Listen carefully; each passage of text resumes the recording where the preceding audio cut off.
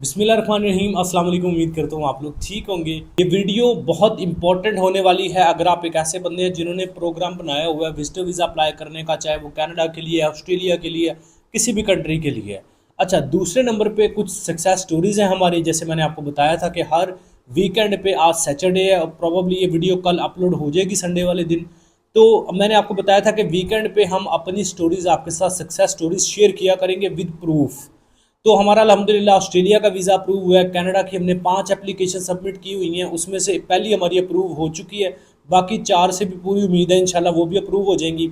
Schengen कुछ visas हमारे approve हुए हैं, इसके अलावा उज़्बेकिस्तान के वीज़ा हमारे अप्रूव हुए हैं। तो ये आपको इंशाल्लाह अभी सक्सेस स्टोरीज में दिखाऊंगा प्रैक्टिकली, ठीक है। सबसे पहले मैं आपको सक्सेस स्टोरीज दिखा देता हूँ जल्दी जल्दी। उसके बाद मैं आपको ये इनकी प्रोफाइल्स भी डिस्कस करता हूँ और आपको बताता हूँ कि आपने अपनी प्रोफाइल को कैसे बनाना है कि इन वीज़ा जिनके अभी अप्रूव हुए हैं इनकी तरह आपका भी वीज़ा अप्रूव होगा। तो मैं आपको इनके अकाउंट्स में जाके लॉगिन करके फिजिकली हर चीज़ दिखाता हूँ ताकि आपको पता चले कि यार ये सिर्फ बंदे ने स्टिकर हमें नहीं दिखाया, प्रॉपर हमें लॉगिन करके अकाउंट में लॉगिन करके अप्रूवल स्टेटस दिखाया। का जो होता है ना वो रियलमी का अकाउंट होता है, इसमें लॉगिन करके माई वीज़ाज़ के ऊपर हम जाएंगे। ये भाईजान ये तकरीबन अप्रैल को अल्हम्दुलिल्लाह हमने एप्लीकेशन आई थिंक 21 अप्रैल को हमने सबमिट की थी। और मैं लॉगिन करके इसलिए दिखा रहा हूँ ताकि आपको पता हो कि भाई किस तरह दिखाए जाते हैं सक्सेस स्टोरीज। नीचे अप्रूव लिखा हुआ है, वीज़ा अप्रूव, और डाउनलोड का ऑप्शन भी नीचे आ गया ई वीज़ा का। ठीक हो गया जी का जीसी लॉगिन कर लिया, जीसी की जो है लॉगिन कर लिया है। Terms and condition I accept करते हैं। ये भी हमने आई थिंक अप्रैल में हमने ये एप्लीकेशन सबमिट की थी, 20 अप्रैल के बाद ही तकरीबन। और ये मई 18 को हमारा रिसेंट जो है वो इसका रिज़ल्ट आया। मई 18 को हमें ओरिजिनल पासपोर्ट की रिक्वेस्ट आ चुकी है, आप देख सकते हैं। अच्छा, नीचे स्क्रॉल डाउन करके ये ओरिजिनल पासपोर्ट रिक्वेस्ट भी मैं आपको दिखा रहा हूँ। ठीक हो गया जी। तो ये अल्हम्दुलिल्लाह हमारी कनाडा की स्टोरी थी। अच्छा, ये आपने अपनी स्क्रीन पे देखा अल्हम्दुलिल्लाह। न्यूजीलैंड की वीज़ा अप्रूवल आपने देख ली, कनाडा की वीज़ा अप्रूवल आपने देख ली। इसके अलावा कुछ शेंगन वीज़ा है, क्योंकि शेंगन वीज़ा में कोई किसी किस्म का कोई पोर्टल लॉगिन नहीं होता, वो आपको स्टिकर की सूरत में डायरेक्ट एम्बेसी से मिलता है। तो ये स्क्रीन पे कुछ हमने अपने वीज़ाज अटैच कर दिए, आपको नज़र आ रहे होंगे। तो न्यूजीलैंड के, कनाडा के, शेंगन वीज़ा, उज़्बेकिस्तान के इस साइड पे अप्रूवल हमारी शो हो रही होंगी आपको। तो ये सारे जो स्टिकर वीज़ाज़ है ये अल्हम्दुलिल्लाह हमारे पिछले हफ्ते में ही अप्रूव हुए हैं। कनाडा की हमने 5 एप्लीकेशंस की थी जिसमें से ये पहली अप्रूव हो चुकी है, 4 इंशाल्लाह उम्मीद है कि वो भी अप्रूव हो जाएंगी। कनाडा का मैंने आपको बताया था कि कनाडा ने कुछ चेंजेस किए अपने सिस्टम में, नरमी आई है इमिग्रेशन में, बहुत सारी चीज़ों में इन्हांसमेंट हुई है। डिटेल्स अपनी ज़्यादा सबमिट कर सकते हैं आप, डिफरेंट जो फॉर्म्स है वो आपको फिल करके आप सबमिशन करते हैं। और ये जो 5 एप्लीकेशन हमने की है, 5 की 5 हमने जीसीकी के ज़रिए की है, आईआरसीसी के ज़रिए नहीं की, क्योंकि जीसीकी में आप ज़्यादा डिटेल्स अपनी प्रोवाइड कर सकते हैं। तो अल्हम्दुलिल्लाह ये हमारी सक्सेस स्टोरीज़ थी। अब मैं आपको प्रोफाइल्स बता देता हूँ। अब हर किसी की प्रोफाइल डिस्कस यहाँ पे करूँगा तो वीडियो बहुत लंबी हो जाएगी, इसलिए मैं कोशिश करूँगा कि मैं जल्दी जल्दी समराइज़ कर देता हूँ ओवरऑल के इनकी प्रोफाइल्स में ऐसी क्या चीज़ें थी जिनकी अप्रूव हुई हैं एप्लीकेशंस, इनमें क्या सिमिलैरिटीज़ थी जिनको आपको भी ध्यान में रखना है और आपको भी अपनी प्रोफाइल में ये सिमिलैरिटीज़ ऐड करनी है ताकि आपकी अप्रूवल भी इंशाल्लाह इसी तरह आ जाए। इन जितनी भी एप्लीकेशंस अप्रूव हुई हैं ना, इनमें एक चीज़ कॉमन थी, इनका बिजनेस या जॉब कर रहे हैं या बिजनेस कर रहे हैं, यानी source of income. Source of income बोलते हैं कि आपका जॉब या बिजनेस, यानी पैसा आप अकाउंट में पड़ा हुआ है, ये पैसा कहाँ से आ रहा है, आपको जॉब कर रहे हैं, आप कोई बिजनेस कर रहे हैं, इसको कहते हैं सोर्स ऑफ इनकम।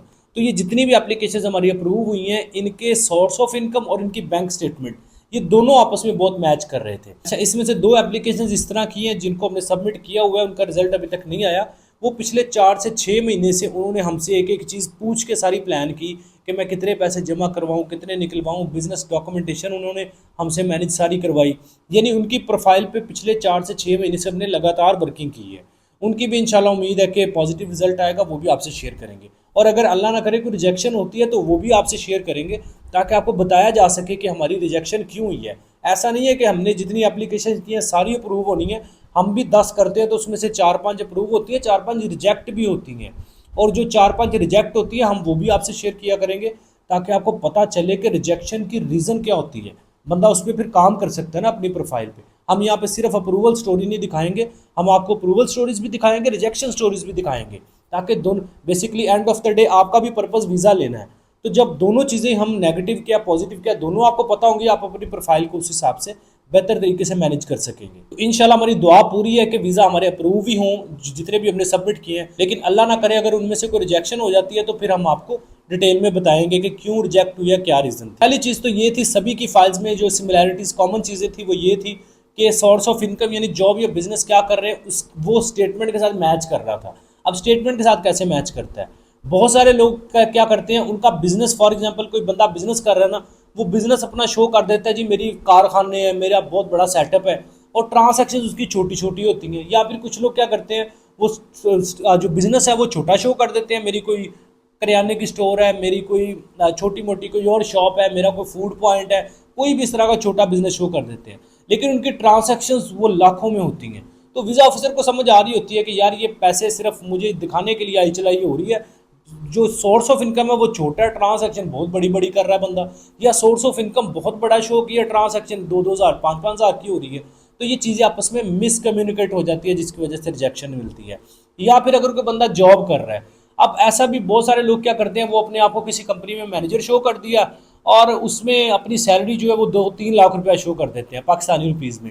मसला ये होता है कि आपने ये देखना होता है कि वाकई क्या एक मैनेजर की जो कंपनी, जो फॉर एग्जांपल अगर किसी बंदे ने एक जनरल स्टोर जो होता है, यूटिलिटी स्टोर होता है, उसका कोई मैनेजर है बंदा, तो उसकी सैलरी पाकिस्तान में मुझे नहीं लगता कोई 80 हज़ार 70-80 हज़ार से ज़्यादा होगी। अगर आप वहाँ पे 2-2.5 लाख रुपया सैलरी शो कर देंगे तो ऑफिसर को भी पता है इन चीज़ों का, वो आपके कंट्री में बैठे हैं, बहुत सारी फाइल्स उनके पास जाती हैं, उनकी ऑब्जर्वेशन होती है, उनको पता होता है कि यार इतनी सैलरी तो है ही नहीं है इस पोजीशन की पाकिस्तान में, ये बंदा बता रहा है मैं इतनी ले रहा हूँ। या फिर आप कोई बहुत बड़ी अपनी डेजिग्नेशन शो, पोजीशन शो करके सैलरी अपनी 70-80 हज़ार शो कर दें। यानी इंपॉर्टेंट चीज़ कि आपने जॉब या बिजनेस जो शो की है उसमें वाकई क्या पाकिस्तान में इतना पैसा कमाया जा सकता है, पहली चीज़, और वो चीज़ आपकी स्टेटमेंट के मुताबिक भी हो, स्टेटमेंट में भी वो पैसा आ रहा हो उसी उसी तरह। यानी अगर एक बंदे ने, फॉर एग्जांपल मिसाल देता हूँ, एक बंदे ने कहा जी मेरी कार की वर्कशॉप है, अब वर्कशॉप वाला बंदा मेरे ख्याल में पाकिस्तान में मैक्सिमम को 2 लाख रुपया कमा लेगा मंथली, तो इट्स मीन इट्स जस्टिफाइड, आपके अकाउंट में 2 लाख रुपया आ रहा है, आपने वर्कशॉप शो की है अपनी, कार वर्कशॉप है या कोई भी, तो इट्स मीन ये जस्टिफाइड है, आप ठीक है 2 लाख रुपया तकरीबन एक बंदा अगर आप वर्कशॉप में 5-5 लाख रुपया महीने का 10-10 लाख रुपया शो करेंगे तो ऑफिसर को पता है कि यार एक कार वर्कशॉप या कोई भी वर्कशॉप है वहाँ पे इतना 10-10 लाख रुपया मंथली बंदा नहीं कमा सकता। तो ये बहुत इंपॉर्टेंट चीज़ है जिसको बहुत सारे लोग इग्नोर कर जाते हैं। लोगों को लगता है सिर्फ स्टेटमेंट में बैंक अकाउंट में पैसा डालना निकलवाना और जॉब बिजनेस शो कर देना, बस यही सारा कुछ है। आपके बिजनेस या जॉब की डिटेल्स आपकी स्टेटमेंट के साथ मैच होना बहुत इंपॉर्टेंट है। अच्छा, दूसरे नंबर पे इंपॉर्टेंट चीज़, बहुत सारे लोग पाकिस्तान में क्या करते हैं, जितने भी दिहाड़ीदार कंसल्टेंट्स या दिहाड़ीदार जो लॉयर्स हैं ना, उनको इमिग्रेशन के रिटर्न्स का नहीं पता कि रिटर्न्स कैसे बनाते हैं उनको, क्योंकि अगर आपने कोई रजिस्ट्री करवानी होती है ना, आप घर परचेज करते हैं, आपने रजिस्ट्री करवानी है, तो उस केस में नॉर्मल सी को रिटर्न जिसमें सालाना आपकी इनकम 6 लाख लिखी हो, क्योंकि पाकिस्तान गवर्नमेंट कहती है अगर आप साल का 6 लाख रुपया कमाते हैं तो उसके ऊपर आपको कोई टैक्स नहीं देना पड़ता। पाकिस्तान में 90% लोग जो लॉयर के पास जाते हैं, लॉयर्स को पता ही नहीं होता इमिग्रेशन की रिक्वायरमेंट क्या है, वो आपकी रिटर्न नॉर्मल जैसे वो किसी ने घर खरीदना है, किसी ने गाड़ी खरीदनी है, जैसी उसके लिए रिटर्न बनाता है आपके लिए भी वो ऐसे बना देता है कि 6 लाख रुपया ये जी ये बंदा सालाना कमा रहा है। अब आपने FBR को क्या बताया या रिटर्न्स में क्या मेंशन किया कि साल का सिर्फ मैं 4-5 लाख 6 लाख कमा रहा हूँ, क्योंकि 6 लाख से ऊपर लिखेंगे टैक्स पड़ेगा और आपका लॉयर कभी भी नहीं ये करेगा, उसको टैक्स भरना पड़ेगा आपका। और आपकी स्टेटमेंट बता रही होती है जी आखिरी 6 महीने में 15-20 लाख रुपया अकाउंट में आया है, या पिछले साल 18-20 लाख रुपया या 10 लाख रुपया अकाउंट में आया है, तो वीज़ा ऑफिसर सोचता है यार टैक्स रिटर्न बता रही है साल का सिर्फ 6 लाख रुपया बंदा कमा रहा है, जबकि बैंक स्टेटमेंट बता रही है ये बंदा आखिरी पिछले 6 महीने 1 साल में इसके अकाउंट में 10-12 लाख रुपया आया है। इसका मतलब इसने अपनी गवर्नमेंट के साथ चीट किया है, इसने अपनी गवर्नमेंट को हकीकत नहीं बताई, तो उस केस में भी आपकी रिजेक्शन होती है। तो आपके सोर्स ऑफ इनकम यानी जॉब या बिजनेस क्या शो किया है, आपकी टैक्स रिटर्न्स, आपकी बैंक स्टेटमेंट, ये 3 डॉक्यूमेंट्स का आपस में कम्युनिकेट होना बहुत ज़रूरी है अगर आप किसी भी वीज़ा के लिए अप्लाई कर रहे हैं, चाहे वो कनाडा है, चाहे वो न्यूजीलैंड है, यूरोप है, अमेरिका, किसी भी कंट्री के लिए अप्लाई कर रहे हैं। अमेरिका खैर डॉक्यूमेंट्स नहीं लेता, ये मैंने जस्ट एग्जांपल के लिए आपको कहा। किसी भी डेवलप कंट्री का वीज़ा अप्लाई करने हैं, आपकी टैक्स रिटर्न्स, आपका सोर्स ऑफ इनकम, आपकी बैंक स्टेटमेंट, ये तीनों चीज़ें आपस में बहुत ज़्यादा कम्युनिकेट होनी चाहिए, आपका वीज़ा 95% कन्फर्म होता है अगर ये तीनों चीज़ें आपस में आपने अच्छे से यूटिलाइज किया, अच्छे से मैनेज की हैं। WhatsApp number by the way screen पे चल रहे हैं, जो लोग टिकटॉक या फेसबुक पे देख रहे हैं वो यूट्यूब पे आ जाएं, एवरी वीज़ा यूट्यूब चैनल है, वहाँ पे व्हाट्सएप में डिटेल हमारी लिखी हुई है, व्हाट्सएप पे आप रब्ता करें। जो यूट्यूब पे देख रहे हैं उनको नीचे व्हाट्सएप नज़र आ रहा होगा, व्हाट्सएप पे मैसेज करें, वेट करें, कॉल नहीं करनी आपने। अपने सोर्स ऑफ इनकम के, अपनी स्टेटमेंट के, अपने टैक्स रिटर्न, तीनों डॉक्यूमेंट्स हमें शेयर करें। हम डिटेल में आपको बताएंगे देख के कि आपके डॉक्यूमेंट्स में क्या कमी है, उसको किस तरह दूर किया जा सकता है, किस तरह उसको मेंटेन किया जा सकता है, क्या कमी पेशी है जिसको दूर करना चाहिए, सारी चीज़ें हम आपको एक्सप्लेन कर देंगे विदाउट चार्जेस। डॉक्यूमेंट्स की असेसमेंट, यानी डॉक्यूमेंट्स आपने दिखाने हैं, भाई इसमें कमी निकालें, देखें मैं क्या इंप्रूव करूं, प्लान करना है वीज़ा अप्लाई करने के लिए, डॉक्यूमेंट्स की असेसमेंट दिखाने, एनालिसिस करवाने, विदाउट चार्जेस हम आपके डॉक्यूमेंट्स देखेंगे, आपको मशवरा देंगे, फ्री कानूनी राय, लीगल राय आपको देंगे कि आपको किस तरह अपने डॉक्यूमेंट्स को मेंटेन करना है कि आपका वीज़ा लग जाए। व्हाट्सएप नंबर स्क्रीन पे डॉक्यूमेंट्स अपने शेयर कर दें, हम आपको डिटेल में असेसमेंट करके बता देंगे कि क्या कमी पेशी है या किस तरह फाइल को मजीद स्ट्रॉन्ग किया जा सकता है। बाकी डेफिनेटली कोई सर्विस आपने लेनी है, विजिटर वीज़ा अप्लाई करवाना है, अपॉइंटमेंट किसी कंट्री की चाहिए, फाइल प्रिपरेशन करवानी है, कोई FBR से रिलेटेड आपने टैक्स रिटर्न करवानी है, कंपनी रजिस्टर्ड करवानी है, बिजनेस अकाउंट ओपन करवाना है, कुछ भी करवाना है, उसके हमारे चार्जेस है। वो आपने सर्विस यानी कोई भी लेनी है उसके चार्जेस हैं। मशवरा लेना है, एडवाइस लेनी है, कोई फाइल डिस्कस करनी है, विदाउट चार्जेस व्हाट्सएप पे मैसेज करें, हम आपको गाइड कर देंगे। अच्छा, अब दूसरी चीज़ इन सभी फाइल्स में कॉमन थी, वो क्या थी कि इनके अकाउंट में कोई सस्पिशियस ट्रांसैक्शन नहीं थी।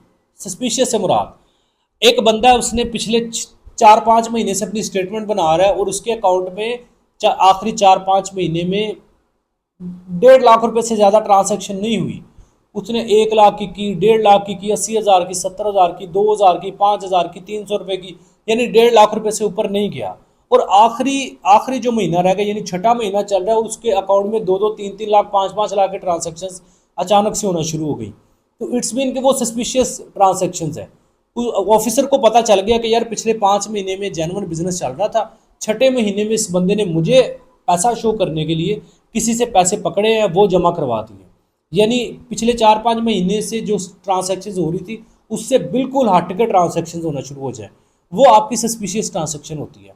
आपने ये देख के ट्रांजैक्शन, हाँ अगर आपका लेन देन कोई एक आधी ट्रांजैक्शन हो जाए मसला नहीं होता, यानी कभी आपका छठा महीना ऐसा लग गया जिसमें बिजनेस बहुत अच्छा चल गया, या जॉब आपकी में आपका ओवर टाइम लग गया, बेनिफिट मिल गया, कुछ भी कंपनी की तरफ से मिल गया, या कोई भी वट एक आधी रीज़न चल जाती है, एक आधी ट्रांजैक्शन हो जाए जस्टिफाइड है। लेकिन आप रेगुलर पिछली 5 महीने की ट्रांजैक्शन और आखिरी 1 महीने की, छठे महीने की ट्रांजैक्शन में ज़मीन आसमान का फ़र्क आ जाए, आपका वीज़ा रिफ्यूज़ है। यानी ये चीज़ें सिर्फ अकाउंट में पैसा जमा करवाना, निकलवाना, शो करवा देना इनफ नहीं होता। वीज़ा ऑफिसर आजकल समझदार हैं, वो अकाउंट्स पढ़े होते हैं, अकाउंटेंट्स होते हैं, उनको पता होता है हर चीज़ का कि किस तरह क्या स्टेटमेंट किस पर्पज़ के लिए बनाई जा रही है। आप अगर वेले हैं, आपका कोई जॉब बिजनेस नहीं है, तो भी आप बिल्कुल समझदारी से अपनी स्टेटमेंट बना के वीज़ा प्रोसेस कर सकते हैं। अगर आप वेले हैं, आप कहते हैं मेरे पास कोई जॉब या बिजनेस के डॉक्यूमेंट्स नहीं है, तो व्हाट्सएप नंबर स्क्रीन पे है, हम आपका बिजनेस अकाउंट ओपन करवाएंगे, बिजनेस डॉक्यूमेंट्स बनाएंगे, आपकी कंपनी रजिस्टर्ड करेंगे प्रॉपर, यानी आपके प्रॉपर लीगल कानूनी तरीके से डॉक्यूमेंट्स बनेंगे ताकि आप अपनी प्रोफाइल लीगली एम्बेसी में रिप्रेजेंट कर सके, लीगली प्रेजेंट करके अपनी फाइल वीज़ा हासिल कर सके। अच्छा, एक और इम्पॉर्टेंट चीज़ का ख्याल रखें, जो लोग जॉब करते हैं उनके अकाउंट में जो पैसे आने वाले हैं ना, वो सैलरी के अलावा कोई पैसा आपके अकाउंट में ना आए। कोशिश करें आपके अकाउंट में सिर्फ सैलरी आपकी आए, सैलरी के अलावा कोई पैसा आए ना। जबकि अगर जो पैसे निकलवाने हैं वो जैसे मर्जी आप निकलवाएं, उसमें कोई पाबंदी नहीं है। और अगर आप जॉब कर रहे हैं या बिजनेस कर रहे हैं या वेले हैं, आपने अपना बिजनेस शो किया हुआ है, तो कोशिश करें कि जितनी भी मंथली आपकी इनकम आ रही है ना, यानी पैसा आपके अकाउंट में आ रहा है, उसका 40% आप खर्च करें, 60% या 30% खर्च करें फैमिली के हिसाब से, 60 to 70% अपना 60% तकरीबन अपना सेव करें हर सैलरी में से या हर इनकम में से। जॉब कर रहे हैं तो सैलरी में से, बिजनेस कर रहे हैं तो जो भी मंथली इनकम हो रही है उसमें आपने 30-40% खर्च कर लेना है, तो 60-70% आपने अकॉर्डिंग टू योर फैमिली कितने मेंबर्स हैं उसके अकॉर्डिंग अपना खर्चा शो करना है, और बाकी 60% अपनी सेविंग रख लेनी है। यानी वीज़ा ऑफिसर को पता हो कि पाकिस्तान में ये बंदा पैसा कमाता है, इसकी फैमिली है, उसके ऊपर खर्च करता है, बिजली का बिल आता है, गैस का बिल आता है, यूटिलिटी होती है, ग्रॉसरी होती है, तमाम चीज़ें इसकी मिला के ये 40% उसमें से खर्च करता है, अच्छी ज़िंदगी जी रहा है, और फिर भी इसके पास 50-60% पैसा इनकम में से बच जाता है। तो इट्स मीन कि ये बंदा वाकई एज ए टूरिस्ट घूमने फिरने के लिए आएगा, घूम फिर के वापस चला जाएगा, क्योंकि पाकिस्तान में ये खर्च करके भी 50-60% अपनी इनकम जो है अपनी सेविंग कर रहा है उसमें से। कोशिश आपने करनी है कि जब भी आपने वीज़ा अप्लाई करने का सोच रहे हैं या आपने करना है, अपना बिजनेस अकाउंट ज़रूर ओपन करवा लें, चाहे वो प्राइवेट लिमिटेड कंपनी करवा लें, चाहे वो सोल प्रोप्राइटर करवा लें, कोई भी कंपनी आपने करवानी है, यानी कंपनी अपनी एक अपने एनटीएन पर रजिस्टर्ड कर लें। उसके बाद अपना एक बिजनेस अकाउंट बैंक में ओपन करवा लें। आप बिजनेस कर रहे हैं, नहीं कर रहे, आप वेले हैं, आप वाकई बिजनेस कर रहे हैं, कोई भी आपकी सिचुएशन है, बिजनेस अकाउंट अपना लाजमी ओपन करवा लें। वजह क्या है कि आजकल वीज़ा ऑफिसर्स देखते हैं कि आपके दो अकाउंट्स हैं, आपका पर्सनल अकाउंट है वो आपकी पर्सनल लाइफ के लिए, और बिजनेस अकाउंट है वो आपके बिजनेस ट्रांजैक्शंस के लिए, दोनों चीज़ें अलग हैं। तो आपको वीज़ा अप्रूवल के चांसेस बहुत बढ़ जाते हैं। अगर आपका एक ही अकाउंट है, ठीक है, जस्टिफाइड है, कवर लेटर में लिख सकते हैं जी मैं एक अकाउंट यूज़ करता हूँ, करंट अकाउंट है, बिजनेस अकाउंट है, जो भी है, और उसमें ही मैं अपने पर्सनल और बिजनेस के दोनों मामला एक अकाउंट से ही करता हूँ, और मतलब इस तरह कवर लेटर में इसको जस्टिफाई किया जा सकता है। लेकिन बेहतर हाल यही होता है कि आप बिजनेस अकाउंट आपका अलग से हो जो कंपनी के नाम पे हो, पर्सनल अकाउंट आपका अलग से हो, जितनी भी बिजनेस की ट्रांजैक्शंस करनी है वो बिजनेस अकाउंट में हो, जितने भी आपकी मतलब एक फॉर एग्जांपल एक बंदे ने बिजनेस अकाउंट ओपन किया, उसने मंथली उसमें 3 लाख रुपये अपना प्रॉफिट शो किया कि 3 लाख इनकम शो की कि 3 लाख रुपया मुझे इनकम हो रही है, उसमें से आपने 1 लाख रुपया अपने बिजनेस के अखराजात यानी एम्प्लॉयज़ की सैलरीज है, दफ्तर का किराया है, सारा दफ्तर का रेंट है, बिजली का बिल है, तमाम अखराजात निकाल के 2 लाख रुपये आपको बच गया। 3 लाख टोटल बिजनेस से इनकम हुई, 1 लाख रुपये आपने बिजनेस पे खर्च कर लिया, 2 लाख रुपये आपको बच गया। वो 2 लाख अपने बिजनेस अकाउंट से पर्सनल अपने अकाउंट में खुद ही ट्रांसफ़र करें बैंक एप्लीकेशन के थ्रू, यानी ऑफिसर को पता चलेगा कि इस बिजनेस अकाउंट में हाँ जी 3 लाख रुपया बंदे का पैसा आया, उसमें से 1 लाख रुपये इसने खर्च किया, 2 लाख रुपये इसने अपने पर्सनल अकाउंट में एज ए प्रॉफिट के तौर पे सबमिट किया। इसका मतलब ये 2 लाख रुपये इसका टोटली प्रॉफिट है, जो एक्सपेंस था वो निकाल लिया। मिसाल दिया आपको, आप अपनी इनकम के अकॉर्डिंग ये सारी चीज़ें मैनेज करेंगे, यानी अगर आपकी इनकम 1.5 लाख रुपया, उसमें से 50,000 अपना एक्सपेंस शो करें, 1 लाख रुपया अपने बिजनेस अकाउंट से पर्सनल अकाउंट में ट्रांसफ़र करें, ताकि अब पता चले कि हाँ आप सेल्फ सैलरी अपनी ट्रांसफ़र कर रहे हैं, अपने आप को सेल्फ फंड कर रहे हैं, यानी अपने बिजनेस अकाउंट से पर्सनल अकाउंट में आपका प्रॉफिट आ रहा है। जितने भी घर के मामला हैं, बच्चों की स्कूल फीस है, घर का बिजली का बिल है, गैस का बिल है, यूटिलिटी है, ग्रॉसरी है, जितने भी मामला हैं वो पर्सनल अकाउंट से करें, पर्सनल अकाउंट के डेबिट क्रेडिट कार्ड से। तो ये आपकी बेहतरीन एक स्ट्रैटेजी होती है, और वीज़ा आपका कभी भी रिफ्यूज़ नहीं होगा आप अगर आपकी फ़ाइल अच्छी है। हमेशा याद रखें, वीज़ा ऑफिसर को आपसे कोई दुश्मनी नहीं है। ये जिनके वीज़ा अप्रूव हुए हैं, अल्लाह की कसम, ना इनका कोई रिलेटिव था एम्बेसी में जिसने वीज़ा इसलिए अप्रूव किया कि मेरे रिश्तेदार हैं, ना ही मेरा कोई रिलेटिव या कोई दोस्त एम्बेसी में बैठा हुआ है जिसको मैंने कहा यार इनके वीज़ा कर दो, बाकियों का ना करना।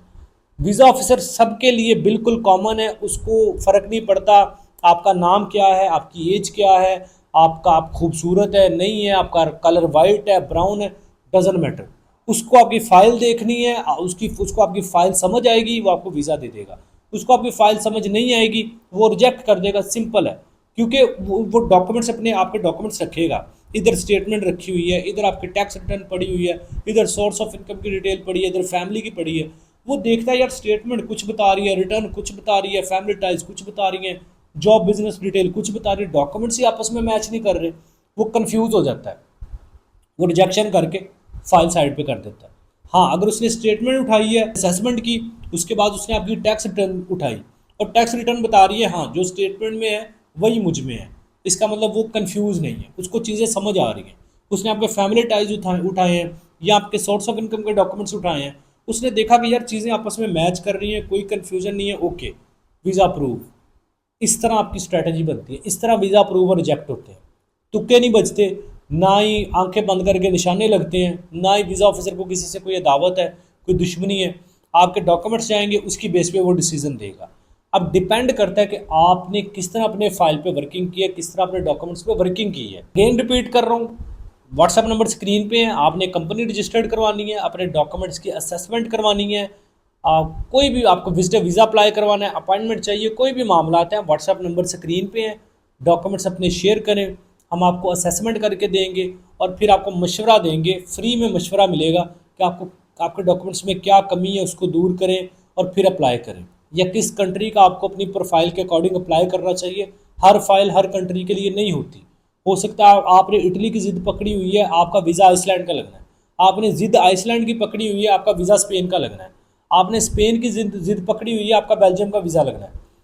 या आपने बेल्जियम की जिद पकड़ी है, आपका कनाडा का लगना है। तो ये प्रोफाइल टू प्रोफाइल वेरी करता है। आपकी प्रोफाइल के अकॉर्डिंग हम आपको सजेस्ट करेंगे कि आपके लिए कौन सा वीज़ा मतलब सूटेबल है आपके लिए, जो आपको मिल सकता है। बाकी सर्विस कोई भी लेंगे उसके चार्जेस है, वो आप चार्जेस पे करेंगे, हम आपको सर्विस प्रोवाइड करेंगे। तो विजिटर वीज़ा अप्लाई करवाना है, टैक्स रिटर्न्स बनवाने हैं, कंपनी रजिस्टर्ड करवानी है, डॉक्यूमेंट्स आपस में मैच करवाने हैं, तमाम सर्विसेज आपको मिल सकती हैं। व्हाट्सएप नंबर पे मैसेज करें, वेट करें, हम खुद ही आपको रिस्पॉन्स कर देंगे। डिटेल बताते बताते कुछ मैं इमोशंस की तरफ चला जाता हूँ, फिर लोग कहते हैं यार टू द पॉइंट बात किया करें, लेकिन एक्चुअली मैं कभी भी आपको व्यूवर या सब्सक्राइबर समझा ही नहीं है। मैं यही समझता हूँ कि मेरे से कोई मशवरा लेने आया, सामने बैठा हुआ है और मैं उसको समझा रहा हूँ। तो इसलिए मुझे ये फिक्र नहीं होती कि 10 मिनट की वीडियो हो, 12 की हो। मैं कहता हूँ यार बस डिटेल से मैं समझाऊँ। एनीवेज, वीडियो आपके लिए अगर हेल्पफुल रही है, वीडियो आपको पसंद आई है, कुछ नया सीखने को मिला तो लाइक करें, चैनल पे पहली दफ़ा एग्री चैनल को सब्सक्राइब कर ले, बेल कर प्रेस कर ले, अपना बहुत सारा ख्याल रखें। मिलते हैं नेक्स्ट वीडियो में, टेक केयर, अल्लाह हाफिज़।